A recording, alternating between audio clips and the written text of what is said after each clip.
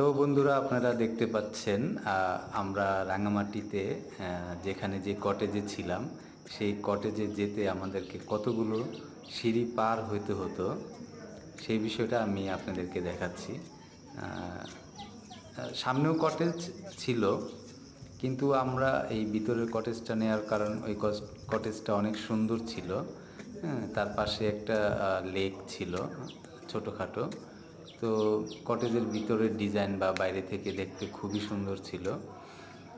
তো এই যে দেখেন, আমরা যাচ্ছি। আপনারাও এখানে যেতে পারেন। এই কটেজটার নাম রাইঙ্গা টগুন। হ্যাঁ, রাঙামাটি থেকে অনেকটা ভিতরে, কিন্তু এখানে যারা নিরিবিলি পছন্দ করেন তাদের জন্য এটা বেস্ট। কিন্তু আশেপাশে পাহাড়ি যে ভিউ, সেই ভিউটা পাবেন না এখানে। তবে নীরবতা খুবই সৌন্দর্যপূর্ণ এখানে। ব্যক্তি মালিকানায় এখানে গড়ে উঠেছে একটা, মানে পার্কের মতন এই ব্যাপারটা। কোথায়? এই যে ওইখানে এখানে গাছগাছালি রুমে যত চলেন, দেখতে সবাই রুমে পাচ্ছেন, গেছে না?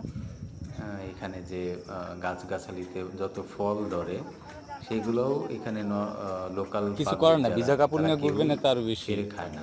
গাছেই থাকে বেশিরভাগ ফল।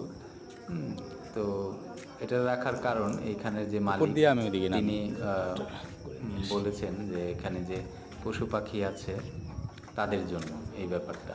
তো আমাদের খুবই ভালো লাগছে ব্যাপারটা। আমি এবারই প্রথম গিয়েছিলাম। তো যাদের সাথে গিয়েছি তারা এর আগেও 2-3 বার গিয়েছেন এখানে। তাদের খাওয়া দাওয়াও খুবই ভালো। বেশিরভাগই পাহাড়ি খাবার, এবং বললে আপনাকে বাঙালি খাবারও রেডি করে দিবে। তবে খুবই সুন্দর। এই যে একটা এখানে বসার জায়গা, এদিক দিয়ে যেতে হয়। এই দিকে গিয়ে আবার সামনে আরেকটা সিঁড়ি আছে, ওইখানে আমাদের একজন বসা। আপনারা ক্যাম্পিংও করতে পারেন, তাঁবুতে থাকার ব্যবস্থাও আছে এখানে। চাইলে কমেন্ট করে যোগাযোগ করতে পারেন। এই যে আমাদের কটেজ, আরও কতগুলো